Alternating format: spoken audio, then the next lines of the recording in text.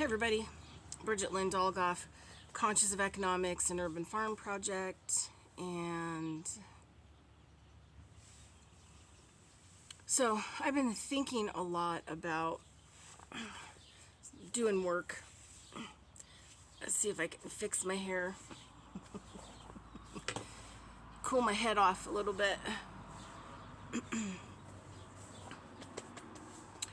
So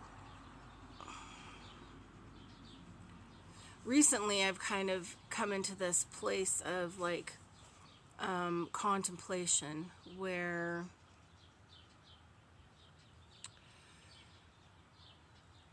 I think after 17 years, a lot of the Rudolf Steiner work, biodynamic work, and then further study with an amazing man from Italy named Enzo. Along with other amazing legal people like Justin Deception, who used to have a YouTube channel. Hopefully he still has it. And just a bunch of other, and work by Victor Schallenberger as well. Even I could say Winston Price, studying, Weston Price work for the last, 25 years. And the common theme that has hit me recently is that we're in the world of the dead. In law, the legal system, we're in the world of the dead because we're in America and other places in the world. When a corporation becomes a person, that means it's corpse. That's the word for it, corpse. So we're walking around in graveyards within the admiralty law and the legal system. And what's even more crazy is that the law language that is being taught. Did you guys see a little thing scurry? Something scurry across. Is that our language is also, and the law language is based off of sign language. Rudolf Steiner talks a lot about this in a lot of his work, about how we need to be in the cycle, the symbology, the movements, the creation of incarnating, bringing life into. It's almost like in some cases, it's a resurrecting of forces. So lately I've been thinking a lot about this, having really wanted to fix the earth and do all these other things, and really absorbing biodynamics and also common law and studying a lot of these other people. I think I'm kind of in this place where it all kind of wham, it's all slamming together, and realizing that really in the land of the dead, and that 17 years of trying to create beauty in everything else, it goes back to being dead.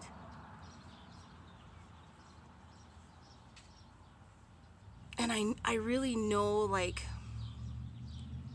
think I have very few Steiner people in my life, or biodynamic in my life. I'm living in Nevada, and it's already trying to generate a Jesus Christ, from sand dune into dirt, not even soil. And sadly, I've come to the realization that I have been, even though I've been using a lot of these principles and understanding and languaging, I still am not incarnating energy and forces into. I am just walking around in the dead forces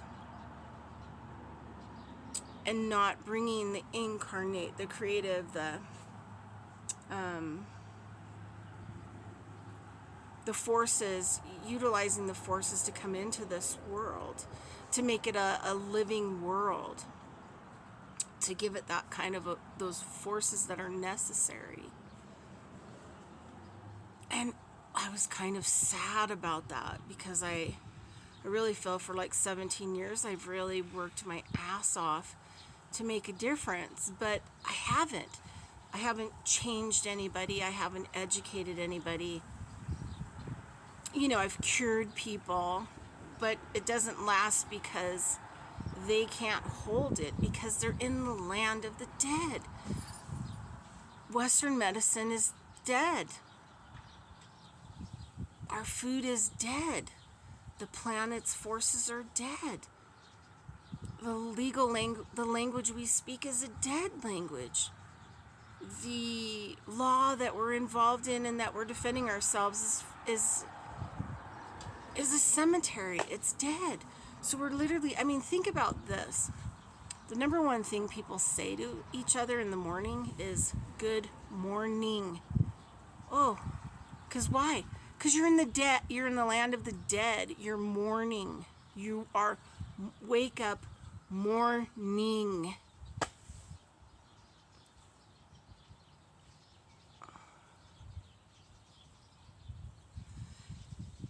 And over the last 25 years, I've really tried to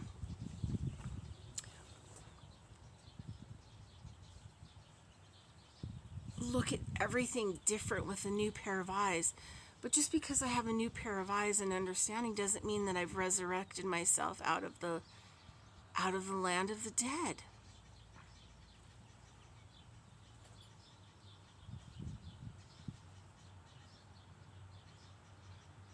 And I'm not sure how to do this. And I'm pretty sure I really need to be around other biodynamic people in order to help my imaginations and the processes that I'm bringing in to help make sure that they utilize like full incarnate, bringing, the life force in, fixing the plumbing in the life force.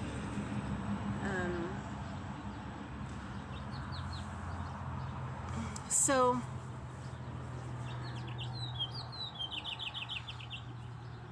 all aspects of our life have cast a spell on us, and we're in the land of the dead.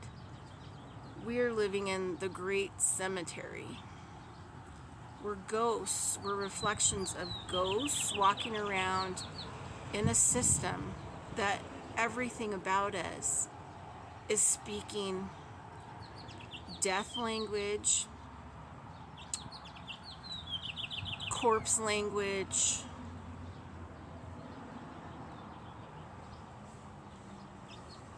preventing us from waking up because you just can't get a hold of that motion, that movement, that synergy of forces to incarnate and manifest life around you. And though I do this, I replicate it over and over again. Like I will take a piece of land and I'll turn it into like a magical utopia where people are blown away, like how fast the microbes come back. Because Steiner talks about that in biodynamics. We're not putting them in. It's the same with like a lot of the Native American stuff. We're not putting it in. We're communicating a language of life, aliveness that the animals, the insects, the microbes want to participate in, the birds. And people are always astonished, like, where have these bees been? Where have these birds been? I haven't ever seen them here, and I've lived here 10 years. It's because you're bringing the life back. But once I leave, no matter what I tell people or explain to people, they can't hold it. And then it dies again. It goes back to the land of the corpse, the cemetery. And so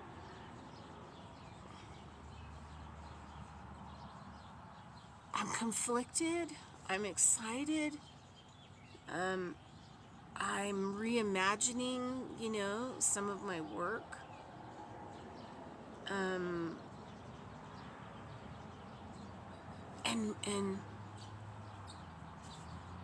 I'm going to make choices to move myself into a position where I can be around more people who are involved with Rudolf Steiner's work, who's involved with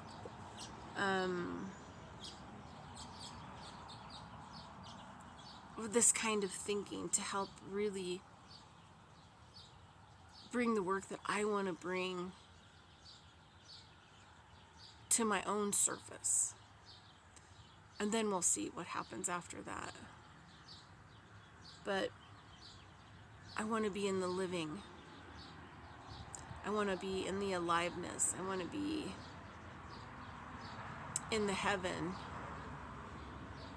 not limbo, the dead world, which is a lot like hell. And nothing you throw at it, like, changes it. And I get why Steiner talked a lot about your farm is an individualized system, because you have to be kind of an individualized being, but at the same time you can't be alone in the work. So if you're hearing this video,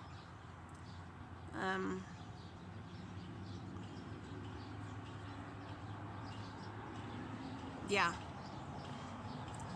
I'm moving into the land of the living and being alive and fully incarnating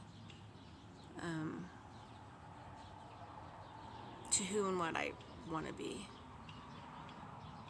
And I'm not gonna throw my pearls before swine anymore. I mean, that's kind of a biblical thing, but because I don't need to do that work anymore. I need to do the incarnating work. I need to do the aliveness work. And that really is starting with me and making choices and decisions to physically move myself from